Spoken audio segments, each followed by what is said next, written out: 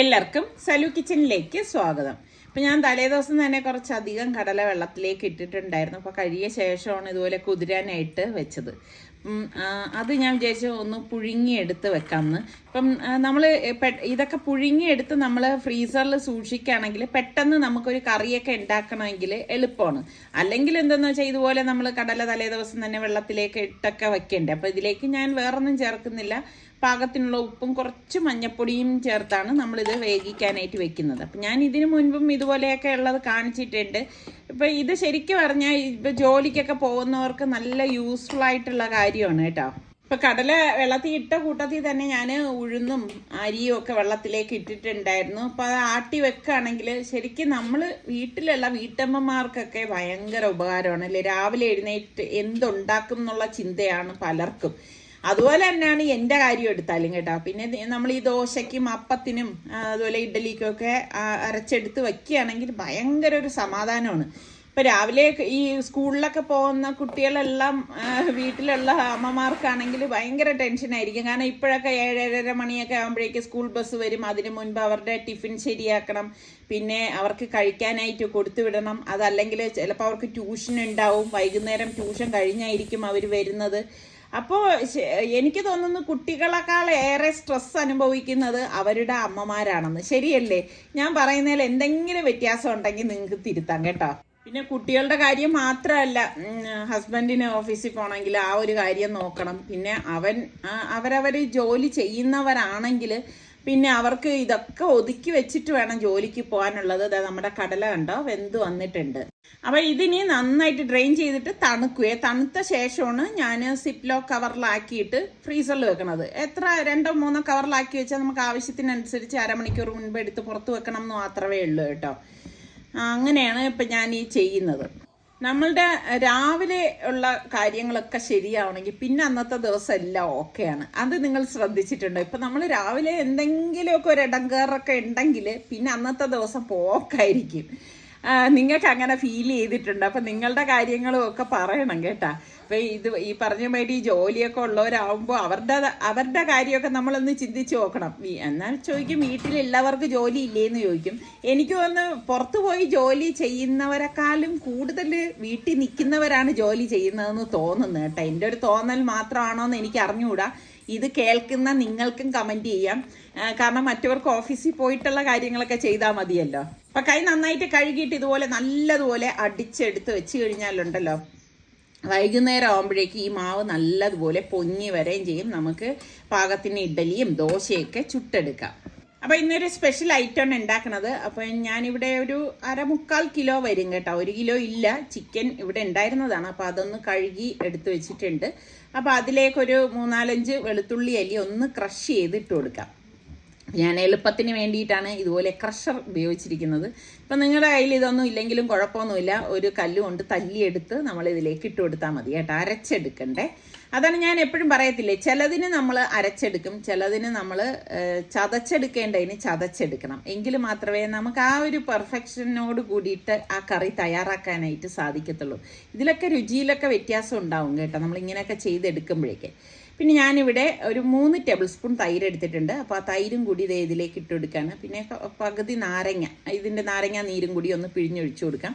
ചെറിയൊരു പുളിപ്പ് കിട്ടാൻ വേണ്ടിയിട്ടാണ് നമ്മൾ ഇങ്ങനെ ചെയ്യുന്നത് കേട്ടോ.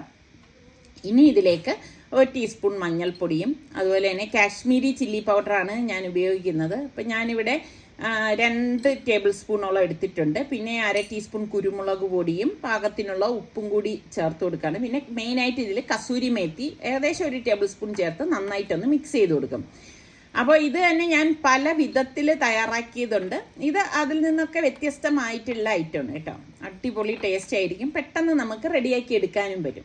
അപ്പോൾ ഇതൊരു അരമണിക്കൂർ നമുക്ക് മാറ്റി വെച്ച ശേഷം ഞാൻ പാൻ അടുപ്പത്തേക്ക് വെച്ചു. ഇതിലേക്ക് ഒരു 2 ടേബിൾ സ്പൂണോളം ബട്ടർ ഇട്ടിട്ടുണ്ട്. പിന്നെ കുറച്ച് ഓയിലും കൂടി ഇതിലേക്ക് ഒഴിച്ചു കൊടുക്കും. ഒരുപാട് ഓയിലൊന്നും ഒഴിക്കത്തില്ല. ഇപ്പം നിങ്ങൾ കണ്ടല്ലോ, ബട്ടറാണ് മുന്തി നിൽക്കേണ്ടത്. അപ്പോൾ ബട്ടർ മാത്രം ഇട്ട് കഴിഞ്ഞാൽ ഇത് കരിഞ്ഞതുപോലെ ഇരിക്കും. അതുകൊണ്ടാണ് നമ്മൾ ഇതിലേക്ക് ഓയിലും കൂടി ചേർത്ത് കൊടുക്കുന്നത്. എന്നിട്ട് നമ്മൾ ഈ മാരിനേറ്റ് ചെയ്ത് വെച്ചിരിക്കുന്ന ചിക്കൻ ഇതുപോലെ വെച്ചു കൊടുക്കാം. അപ്പോൾ ഈ ചിക്കൻ ഫുള്ള് നമ്മൾ ഇതിലേക്ക് ഇട്ടിട്ട് ഇത്രയും മാത്രം ഓയിലും ബട്ടറും ഒക്കെ മതി കേട്ടോ. അല്ലാതെ ഡീപ്പ് ഫ്രൈ ചെയ്ത് എടുക്കേണ്ട ആവശ്യമില്ല. എന്നിട്ട് ഇതൊന്ന് മൂടി വെച്ചിട്ട് നമുക്കിത് കുക്കാക്കി എടുക്കണം. അപ്പം ആ ചിക്കനിൽ നിന്ന് തന്നെ ചാറ് ഊറി വരും. അതായത് നിങ്ങൾക്ക് ഇപ്പോൾ കാണാൻ സാധിക്കും. അപ്പം നമ്മൾ ഇതുപോലെ ഒന്ന് ഇളക്കിയെടുക്കണം. അപ്പോൾ ഇടയ്ക്കിടയ്ക്ക് നമ്മളൊന്ന് ഇളക്കി കൊടുത്തിട്ട് മൂടി വെച്ച് കൊടുത്താൽ മതി. ഒരു 10-15 മിനിറ്റ് ഒക്കെ ആകുമ്പോഴേക്ക് ഇത് റെഡിയായി കിട്ടും കേട്ടോ.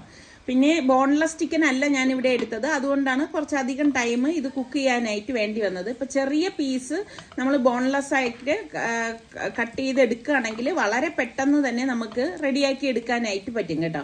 അപ്പോൾ ഇതാ ഇതുപോലെ ഒന്ന് ഇളക്കി കൊടുക്കണം. ഇളക്കി കൊടുത്ത് ഒന്ന് ഫ്രൈ ആക്കി എടുത്താൽ മതി. ഇത്രയും മാത്രം മതി. അപ്പോൾ ഇനി ഇതിപ്പോൾ ഞാനൊരു പ്ലേറ്റിലേക്കൊന്ന് മാറ്റി കൊടുക്കുകയാണ്. അപ്പം നിങ്ങൾക്ക് എത്ര പേർക്ക് ബട്ടർ ചിക്കൻ ഇഷ്ടമുള്ളവരുണ്ട് ഒന്ന് കമൻറ്റ് ചെയ്യണം കേട്ടോ. അതുപോലെ നിങ്ങൾ ബട്ടർ ചിക്കൻ ഉണ്ടാക്കണത് ഈ ഒരു രീതിയിലാണോ എന്നുകൂടി ഒന്ന് പറയുക കേട്ടോ.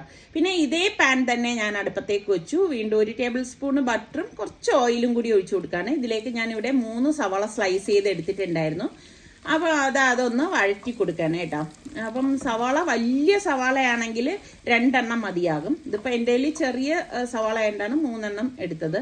പിന്നെ 1 ടേബിൾ സ്പൂൺ ഇഞ്ചി വെളുത്തുള്ളി പേസ്റ്റും കൂടി ചേർത്തിട്ട് നമുക്കൊന്ന് വഴറ്റി കൊടുക്കാം. ഇപ്പോൾ രാവിലെയൊക്കെ കുട്ടികൾക്കൊക്കെ സ്കൂളിൽ കൊണ്ടുപോകാനാണെങ്കിൽ തലേദിവസം നമ്മൾ മാരിനേറ്റ് ചെയ്ത് ചിക്കൻ വയ്ക്കുകയാണെങ്കിൽ പിറ്റേ ദിവസം പെട്ടെന്ന് തന്നെ നമുക്ക് റെഡിയാക്കി എടുക്കാൻ പറ്റും. ഇതിലേക്ക് 1 ടേബിൾ സ്പൂൺ മുളക് പൊടിയും 1 ടേബിൾ സ്പൂൺ മല്ലിപ്പൊടി 1 ടീസ്പൂൺ ഗരം മസാല പൊടിയും കൂടി ഇട്ടിട്ട് നമുക്കത് ഇതുപോലെ ഒന്ന് ഇളക്കി കൊടുക്കണം. അപ്പോൾ ആ പൊടികൾ കരിഞ്ഞു പോകാതിരിക്കാൻ പ്രത്യേകം ശ്രദ്ധിച്ചേക്കണേ. മീഡിയം ഫ്ലെയിമിൽ വെച്ചിട്ടാണ് ഞാൻ ഇത് റെഡിയാക്കി എടുക്കുന്നത്. അപ്പോൾ അതൊന്ന് ആ പൊടിയുടെയൊക്കെ ഒരു പച്ച ചൊവ മാറത്തക്ക രീതിയിലൊന്ന് വഴറ്റിയ ശേഷം ഞാനിവിടെ 2 തക്കാളി ഇതിലേക്ക് ചേർത്തിട്ടുണ്ട്. ഇതുപോലെ ഒന്ന് വഴറ്റി കൊടുക്കുകയാണ് കേട്ടോ. പല രീതിയിൽ ഞാൻ ബട്ടർ ചിക്കൻ ഉണ്ടാക്കണമൊക്കെ മുൻപ് കാണിച്ചിട്ടുണ്ട്. ഞാൻ പറഞ്ഞല്ലോ അതിൽ നിന്നൊക്കെ ഒരുപാട് വ്യത്യാസമുള്ള രീതിയിലാണ് ഇന്നിപ്പോൾ റെഡിയാക്കണത്. പിന്നെ 1 ടീസ്പൂൺ ചില്ലി സോസും കൂടി ഇതിലേക്ക് ചേർത്തിട്ട് നമുക്കൊന്ന് വഴറ്റി കൊടുക്കാം.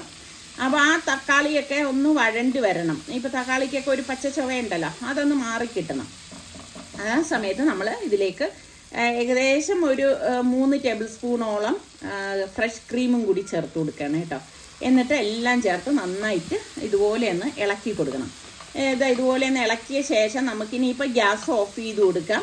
ഓഫ് ചെയ്തിട്ട് ഇതിനി നല്ലതുപോലെ ഒന്ന് തണുക്കാനായിട്ട് വെക്കും കേട്ടോ. തണുത്ത ശേഷമാണ് നമ്മളിത് അരച്ചെടുക്കുന്നത്. അപ്പം ഇതിന് മുൻപൊക്കെ ഞാൻ കാണിക്കുമ്പോൾ ഫ്രഷ് ക്രീം നമ്മൾ പിന്നീടല്ലേ ചേർക്കുന്നത്. അപ്പോൾ ഇതിൽ ഈ ഒരു സമയത്ത് തന്നെ നിങ്ങൾ ചേർത്ത് കൊടുക്കാൻ ശ്രദ്ധിക്കണേ. ഇത് അരച്ചത് നമ്മൾ ഇതേ പാനിൽ തന്നെ ഒഴിച്ചിട്ട് പാകത്തിനുള്ള വെള്ളം കൂടി ആ മിക്സിയുടെ ജാറിൽ ഒന്ന് കലക്കി ഒഴിച്ചിട്ട് പാകത്തിനുള്ള ഉപ്പും കൂടി ഇട്ട് കൊടുക്കണേ. പിന്നെ 1 ടേബിൾ സ്പൂൺ പഞ്ചസാരയും കൂടി ചേർത്ത് കൊടുക്കുന്നുണ്ട്. പഞ്ചസാര കൂടി ചേർത്ത് കൊടുത്താൽ മാത്രമേ നമ്മൾ റെസ്റ്റോറൻറ്റിൽ നിന്നൊക്കെ കിട്ടുന്ന ബട്ടർ ചിക്കൻ്റെ ടേസ്റ്റ് കിട്ടത്തുള്ളൂ കേട്ടോ. അപ്പോൾ ഇത് നല്ലതുപോലെ ഒന്ന് ഇളക്കി കൊടുക്കാം. ഇളക്കി കൊടുത്ത് അതൊന്ന് തിളയ്ക്കണം കേട്ടോ. തിളയ്ക്കുന്ന സമയത്ത് നമുക്ക് കുറച്ച് ഫ്രഷ് ക്രീമും കൂടി ഇതിലേക്ക് ഒഴിച്ചു കൊടുക്കണം. എന്നിട്ട് നമ്മൾ ഈ ഫ്രൈ ആക്കി വെച്ചിരിക്കുന്ന ചിക്കൻ ഇതിലേക്ക് ഇട്ടിട്ട് എല്ലാം ചേർത്ത് നല്ലതുപോലെ ഒന്ന് മിക്സ് ചെയ്ത് കൊടുക്കാം. പിന്നെ ഇതിൽ നിങ്ങളൊരു കാര്യം ശ്രദ്ധിച്ചോ, നമ്മൾ അണ്ടിപ്പരിപ്പോ ബദാമോ ഒന്നും അരച്ച് ചേർത്തിട്ടില്ല. അല്ലാതെ തന്നെ നല്ല അടിപൊളി ടേസ്റ്റാണ്. സാധാരണഗതിയിൽ നമുക്ക് അണ്ടിപ്പരിപ്പൊക്കെ അരച്ച് ചേർത്തല്ലേ നമ്മൾ ബട്ടർ ചിക്കനൊക്കെ ഉണ്ടാക്കുന്നത്. എന്നിട്ട് നമുക്കിതൊന്ന് മൂടി വെച്ച് കൊടുക്കാം. അതൊന്ന് തിളയ്ക്കണം. അതായത് ആ മസാലയൊക്കെ ആ ചിക്കനിലൊന്ന് പിടിക്കാൻ വേണ്ടിയിട്ടാണ് നമ്മൾ അങ്ങനെ ചെയ്തിരിക്കുന്നത്. അപ്പോൾ ഇത്രയേ ഉള്ളൂ സംഭവം. അടിപൊളിയാണ്. അപ്പോൾ ഇതിലിനി ഒരു സംഭവം കൂടി നമ്മൾ ഇതിലേക്ക് ചേർത്ത് കൊടുക്കും. എന്താണെന്നറിയോ? കസൂരി മേത്തി. ലാസ്റ്റ് കുറച്ച് കസൂരി മേത്തി ഇതുപോലെ ഒന്ന് വിതറി കൊടുക്കും. അപ്പോൾ നമുക്ക് എന്തിൻ്റെ കൂടെ വേണമെങ്കിലും നാനോ പൊറോട്ടയോ ചപ്പാത്തിയോ ഇതിൻ്റെ കൂടെയൊക്കെ കഴിക്കാൻ പറ്റിയ ഐറ്റമാണ്. ഇപ്പം പെട്ടെന്നൊരു ഗസ്റ്റൊക്കെ വരാണെങ്കിൽ നമുക്ക് ഇപ്പം മാരിനേറ്റ് ചെയ്ത് വെച്ചിരിക്കുന്ന ചിക്കനൊക്കെ ഉണ്ടെങ്കിൽ റെഡിയാക്കി എടുക്കാൻ പറ്റിയൊരു ഐറ്റമാണ്. ഇത് നല്ല ചൂടോടുകൂടി കഴിക്കുമ്പോഴാണ് ടേസ്റ്റ് കൂടുതൽ. പിന്നെ നമ്മൾ സെർവ് ചെയ്യുന്ന ടൈമിൽ ഇതുപോലെ കുറച്ച് ഫ്രഷ് ക്രീം ഇതുപോലെ ഒന്ന് ഒഴിച്ചു കൊടുത്തിട്ട് നമുക്ക് സെർവ് ചെയ്യാവുന്നതാണ് കേട്ടോ. കുറച്ച് കസൂരി മേത്തിയും കൂടി ഇട്ട് കൊടുത്താൽ മതി. അടിപൊളി ടേസ്റ്റാണ്.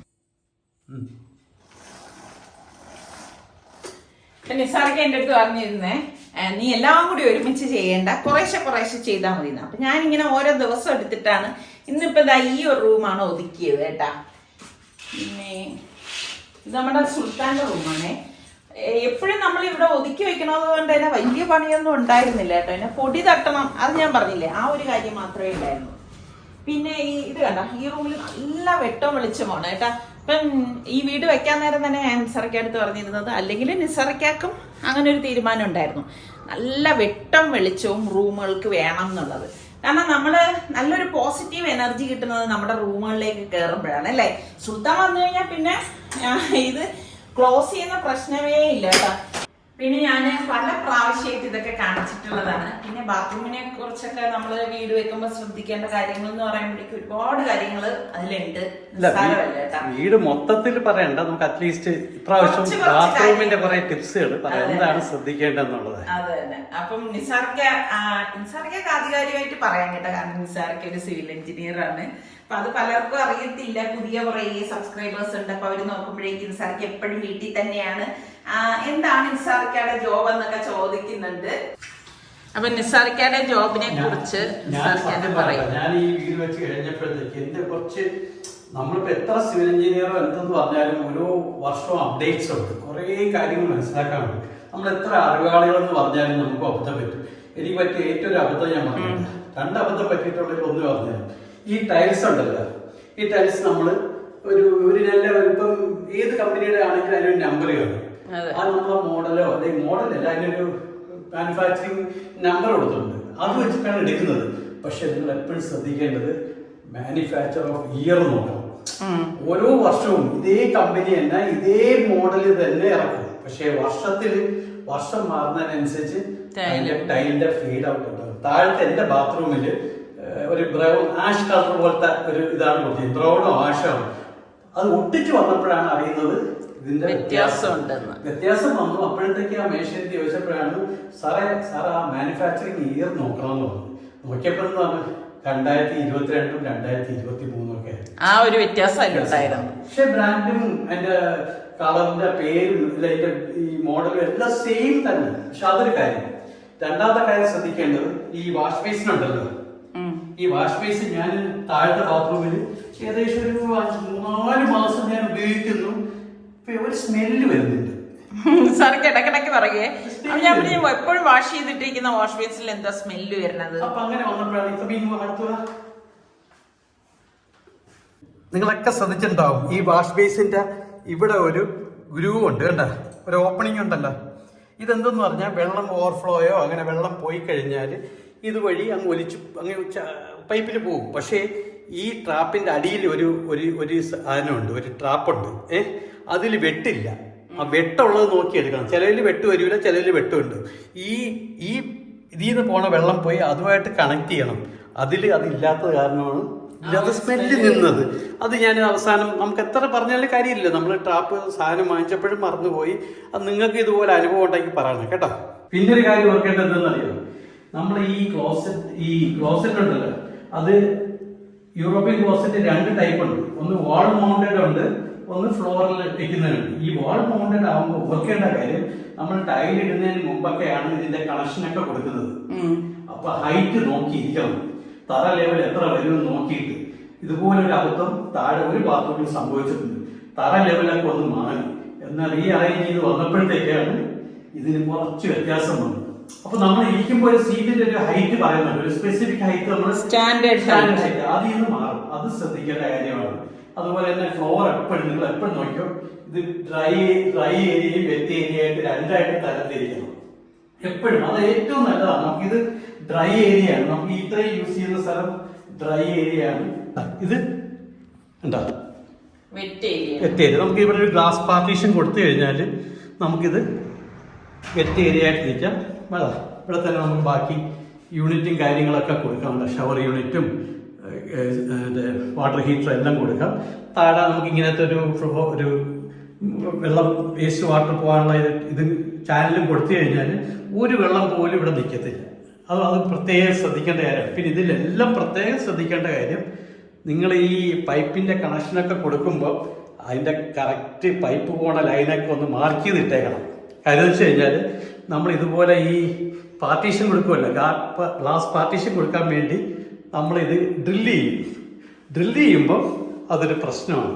അതെപ്പോഴും ശ്രദ്ധിക്കേണ്ട കാര്യമാണ്. ആ പൈപ്പ് വല്ലതും പൊട്ടിപ്പോയി കഴിഞ്ഞാൽ ഭയങ്കര ബുദ്ധിമുട്ടായിട്ട് മാറും. പിന്നെ ഒരു കാര്യം നിങ്ങൾ ശ്രദ്ധിക്കേണ്ട കാര്യം, നമ്മുടെ ബാത്റൂമിൽ കുറച്ച് സ്പേസ് ഉണ്ടെങ്കിൽ 1 or 2 കബോർഡ് ഉണ്ടാക്കുന്നത് ഏറ്റവും നല്ലതാണ്. കാര്യം വെച്ച് കഴിഞ്ഞാൽ നമ്മൾ കുളിക്കാൻ പോകുമ്പോൾ യൂസ് ചെയ്ത ക്ലോത്ത്സ് ഒക്കെ ഉണ്ടെങ്കിൽ നമുക്ക് ഇതിൻ്റെ അകത്തൊരു ബാസ്ക്കറ്റ് എല്ലാം വെക്കുവാണെങ്കിൽ നമുക്ക് ഇതിൻ്റെ അകത്ത് തന്നെ ഇവിടെ കബോർഡൊക്കെ ഒഴിഞ്ഞാണ് കിടക്കുന്നത് കേട്ടോ.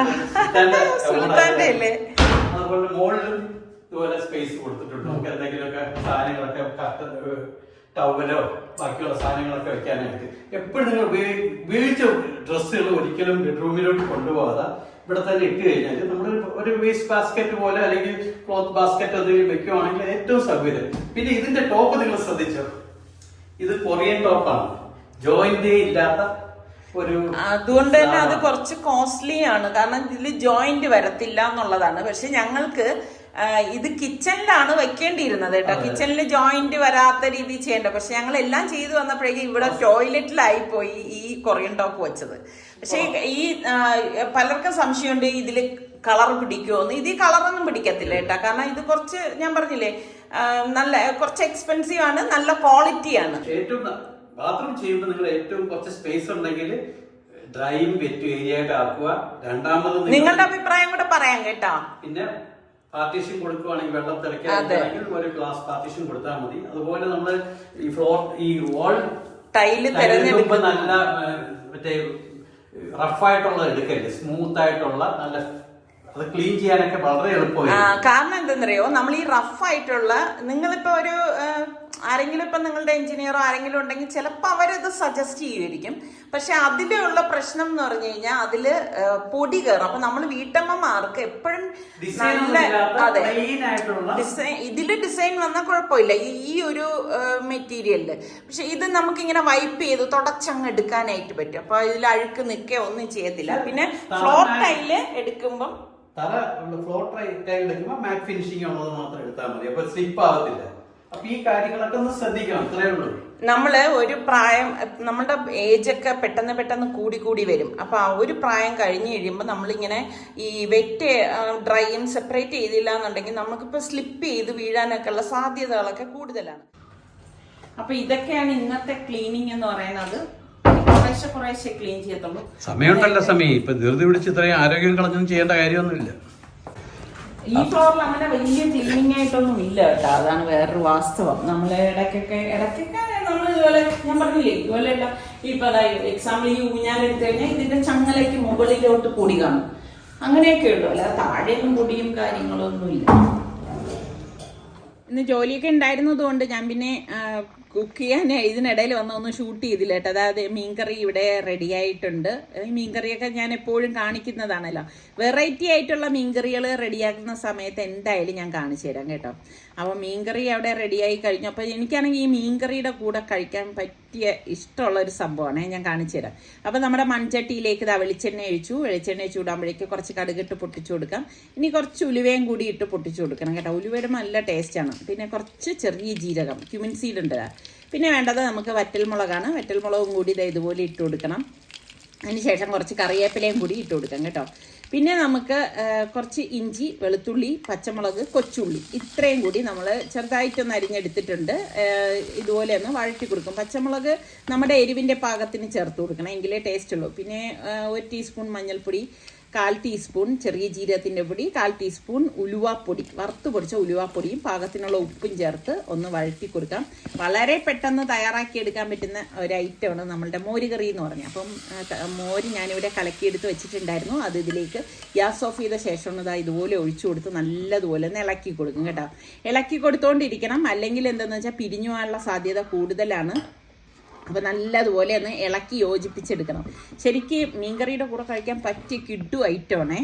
അപ്പം ഇങ്ങനെ മോരൊഴിക്കുമ്പോൾ പിരിഞ്ഞു പോയിട്ടുള്ള എത്ര പേര് ഉണ്ട്. അതുപോലെ തന്നെ ചിലർ പറയും മീനും മോരും കൂടിയൊന്നും കഴിക്കത്തില്ല എന്ന് പറയും. അത് ശരിയായിരിക്കാം ചിലപ്പോൾ, പക്ഷെ ഞാൻ അങ്ങനെ കഴിക്കാറുണ്ട് കേട്ടോ. എന്നെപ്പോലെ കഴിക്കുന്നവരും കൂടി ഒന്ന് പറയും കേട്ടോ. നമ്മുടെ മീൻകറി അവിടെ റെഡി ആയിട്ട് ഇരിപ്പുണ്ട്, നമ്മുടെ മോര് കറി റെഡി ആയിട്ടുണ്ട്. എനിക്ക് ഭയങ്കര ഇഷ്ടമാണ് കേട്ടോ മീൻകറിയുടെ കൂട്ടത്തിൽ. അത് മുളകിട്ട മീൻകറിയുടെ കൂടെ ഇതുപോലെ മോരൊഴിച്ച് കഴിക്കുന്നതാണ് എനിക്കിഷ്ടം കേട്ടോ. ഓരോരുത്തർക്കും പിന്നെ ഓരോരോ ഇഷ്ടങ്ങളല്ലേ. പച്ചമോര് കഴിക്കുന്നവരുണ്ട്. അപ്പം ഞാൻ മീൻ ഇതിനിടയിൽ മസാല പെട്ടിയൊക്കെ വെച്ചിട്ടുണ്ടായിരുന്നു. ഞാൻ പറഞ്ഞില്ലേ, നമ്മൾ ഈ പല ജോലികൾ ചെയ്യണതിൻ്റെ കൂട്ടത്തിലാവുമ്പോൾ നമുക്ക് പിന്നെ ഷൂട്ട് ചെയ്യാനുള്ള ബുദ്ധിമുട്ട് കരുതിയിട്ടാണ്. പിന്നെ ഇതൊക്കെ നമ്മൾ കോമൺ ആയിട്ട് ഞാൻ മിക്കവാറും നമ്മളുടെ വ്ളോഗിലൊക്കെ കാണിക്കുന്നത് കൊണ്ടാണ് അതിനെക്കുറിച്ചൊന്നും പറയാത്തത് കേട്ടോ. അപ്പോൾ അതും ഒന്ന് പൊരിച്ചെടുക്കുകയാണ്. ഒരുപാട് ഓയിലൊന്നും ഞാൻ അങ്ങനെ പൊരിച്ചെടുക്കത്തില്ല കേട്ടോ. പിന്നെ ഇതിനിടയിൽ ഇതാ പാവയ്ക്കയും ഒന്ന് വഴറ്റിയെടുക്കുകയാണ്. പാവയ്ക്ക ഇഷ്ടമുള്ള എത്ര പേരുണ്ട്? എനിക്ക് ഭയങ്കര ഇഷ്ടമുള്ള ഒരു വെജിറ്റബിളാണ് പാവയ്ക്ക എന്ന് പറഞ്ഞാൽ കേട്ടോ. ഇവിടെ നിസാർക്കൊന്നും കഴിക്കത്തേ ഇല്ല കേട്ടോ. അവർക്കൊക്കെ ഭയങ്കര ബുദ്ധിമുട്ടാണ്. ഞാനും മോളും കഴിക്കും കേട്ടോ. അപ്പോൾ ഇതാണ് നമ്മളുടെ ഇന്നത്തെ അടിപൊളി നാടൻ ഉച്ചയൂണ്.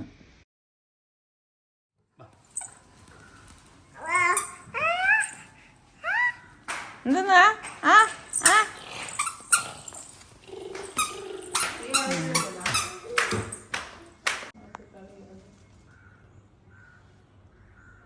ഹായ്.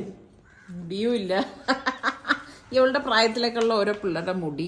ഹോ, എന്റെ വരം കിട്ടിയിരുന്നുവെങ്കിൽ നല്ല മുടി കിട്ടിയേനെ.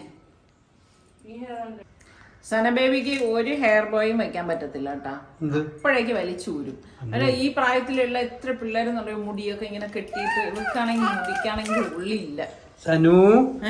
കണ്ടോ, ഇതിപ്പോ അറിയാതെ. പിന്നെ നമ്മള് ഇത് മോൾക്ക് ഇങ്ങനെ ഒരു എണ്ണമയം പോലെ ഉള്ള എന്താന്ന് വെച്ചാല് അവൾക്ക് കുറച്ച് സ്കിൻ അലർജി ഉള്ളതാണ്. അപ്പൊ അതുകൊണ്ട് തന്നെ മറ്റ് പൗഡർ അങ്ങനെയുള്ള ഒന്നും ഉപയോഗിക്കത്തില്ല അല്ലേ മോളെ. അതുകൊണ്ടാണ് ഇങ്ങനെ ഒരു ക്രീം മാത്രമേ ഉപയോഗിക്കത്തുള്ളൂ നമ്മൾ, അല്ലേ? നാച്ചുറൽ ബ്യൂട്ടിയാണ് അല്ലേ ചക്കര? ആ, എനിക്ക് കുറച്ച് സാധനമൊക്കെ വാങ്ങിക്കാനുണ്ടായിരുന്നു. അപ്പം ഇപ്പം നമ്മൾ കുറച്ച് ദിവസമായി പുറത്തേക്കൊക്കെ ഒന്ന് ഇറങ്ങിയിട്ട്. അപ്പം മോളെയും കൊണ്ട് പോകാമെന്ന് വിചാരിച്ചു. അങ്ങനെ ഒരിക്കലൊക്കെയപ്പോൾ എന്തൊരു സന്തോഷമാണെന്നറിയാവോ കുഞ്ഞിന്. എനിക്കാണെങ്കിൽ ഇങ്ങനെ ഈ നമ്മുടെ കൂടെ വരുന്നവരുടെ സന്തോഷം കാണുമ്പം അതൊരു സന്തോഷം തന്നെയല്ലേ നമുക്ക്. അങ്ങനെ ഇപ്പം ഇതാ മോളെയൊക്കെ കൂട്ടി നമ്മളിതാ പുറത്തേക്ക് പോവാണ്. ഇപ്പം മെയിനായിട്ട് ഞാൻ പറഞ്ഞില്ലേ, നമുക്ക് വീട്ടിലത്തേക്ക് വേണ്ടിയിട്ടുള്ള കുറച്ച് സാധനങ്ങൾ വാങ്ങിക്കാനുണ്ടായിരുന്നു. അപ്പം അത്യാവശ്യം വേണ്ടതൊക്കെ ആണെങ്കിൽ ഞാനിവിടെ പേരൂർക്കട പോയിട്ടൊക്കെയാണ് വാങ്ങിയിട്ട് വരുന്നത്. പിന്നെ ചില ഐറ്റംസ് ഇനിയിപ്പോൾ ഞാൻ പറഞ്ഞില്ലേ, നോമ്പൊക്കെ വരുന്നതിന് മുന്നോടിയായിട്ട് വാങ്ങിച്ചു വെക്കേണ്ട കുറച്ച് ഐറ്റംസ് ഒക്കെ ഉണ്ടല്ലോ. അപ്പം ഈ തിരക്കിൻ്റെ ഇടയിൽ പോയി കഴിഞ്ഞാൽ ഭയങ്കര ബുദ്ധിമുട്ടാണ്. അപ്പം അതുകൊണ്ട് എപ്പോഴും ഞങ്ങൾ തിരഞ്ഞെടുക്കുന്ന ഒരു ടൈം എന്ന് പറഞ്ഞാൽ വലിയ തിരക്കില്ലാത്ത സമയം എടുക്കും. അപ്പം പിന്നെ നമുക്ക് പോയി ഷോപ്പിംഗ് നടത്താനും വളരെ എളുപ്പമായിരിക്കും. പിന്നെ ഇന്നത്തെ കാര്യം എടുക്കുകയാണെങ്കിൽ നിസാർക്കാക്ക് അത്യാവശ്യം വൈകുന്നേരം മഗ്‌രിബിൻ്റെ ടൈമൊക്കെ ആകുമ്പോഴേക്ക് നിസ്കാരം കഴിഞ്ഞിട്ട് എവിടെയൊക്കെ പോകണം എന്ന് പറഞ്ഞിട്ടുണ്ടായിരുന്നു.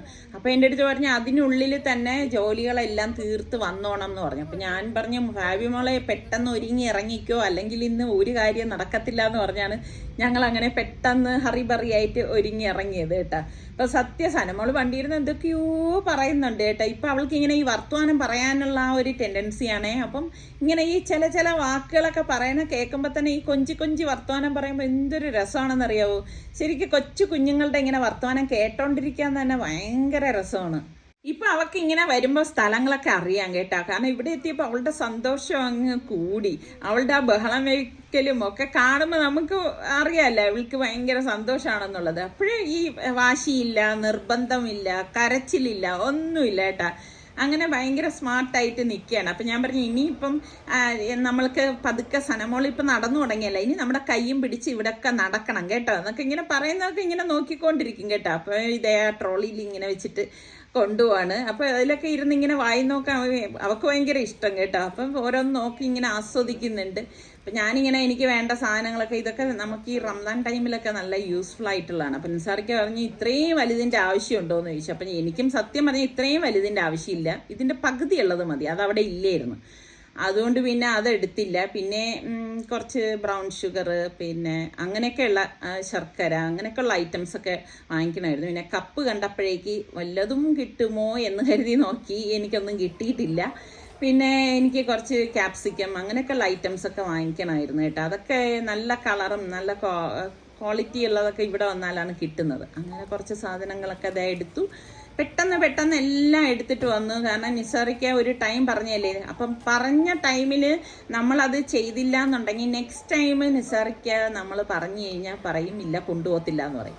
അപ്പം നമ്മൾ ഒരാൾ നമ്മളുടെ അടുത്ത് വാക്ക് പറഞ്ഞു കഴിഞ്ഞാൽ അതിനുള്ളിൽ തന്നെ എൻ്റെ ഒരു സ്വഭാവം അതാണ് കേട്ടാ. അതിനുള്ളിൽ എല്ലാം ഒതുക്കി അവർക്ക് ബുദ്ധിമുട്ട് വരാത്ത രീതിയിൽ നമ്മൾ കാര്യങ്ങൾ ചെയ്യാൻ നോക്കും. അപ്പം ഇവിടെ ഇപ്പം ഞങ്ങൾ രണ്ടുപേരും കൂടി നിന്നാണ് ഇതാ സാധനമൊക്കെ എടുത്തു വെച്ചത്. കാരണം പിള്ളേരാരും ഇല്ലല്ലോ, അവരൊക്കെ ഉണ്ടെങ്കിൽ ശരി എന്തെങ്കിലുമൊക്കെ അവരുടെ ഹെൽപ്പ് കിട്ടും എന്ന് പറയാം. ഇതിപ്പോൾ നമ്മൾ തന്നെ വീട്ടിൽ ചെന്ന് ഇനിയിപ്പം ഞാനും ഫാബി മോളും തന്നെ ഇതെല്ലാം എടുത്ത് ഒതുക്കി വെക്കണം. പിന്നെ എപ്പോഴും ഞാൻ പറയുന്ന കാര്യം ഞാൻ ഒന്നും കൂടി പറയുകയാണ്, നമ്മളുടെ ചാനൽ കണ്ടിട്ട് നിങ്ങൾ സബ്സ്ക്രൈബ് ചെയ്യാത്തവരാണെങ്കിൽ ഓഫ് ചെയ്ത് വെച്ചിട്ട് പോയല്ലേ, സബ്സ്ക്രൈബ് ചെയ്ത് ആ ബെല്ലൈക്കൺ കൂടി ഒന്ന് പ്രസ് ചെയ്യണം. അപ്പോൾ അതിൽ ഒരു ഓൾ എന്നൊരു ഓപ്ഷൻ വരും, അതും കൂടി ക്ലിക്ക് ചെയ്യുമ്പോൾ മാത്രമേ നിങ്ങൾക്ക് ഞങ്ങൾ വീഡിയോസൊക്കെ പോസ്റ്റ് ചെയ്യുന്ന സമയത്തൊക്കെ നോട്ടിഫിക്കേഷനൊക്കെ കിട്ടത്തുള്ളൂ കേട്ടോ. പിന്നെ ഇഷ്ടപ്പെട്ടാൽ ലൈക്ക് ചെയ്യാനും മറന്നു വരുത് കേട്ടോ. ഒളിച്ചേ ഒളിച്ചേ കണ്ടേ കണ്ടേ ഒളിച്ചേ ഒളിച്ചേ നീ ആരുടെ സനു? അങ്ങനെ നമ്മുടെ സനക്കുട്ടീന്ന് ഭയങ്കര ഹാപ്പിയിലാണ്. അപ്പൊ ഇതൊക്കെയാണ് നമ്മളുടെ ഇന്നത്തെ വിശേഷങ്ങള്. അപ്പൊ അടുത്ത നല്ല എപ്പിസോഡുമായി വരുന്നത് വരെ എല്ലാവർക്കും ബൈ ബൈ.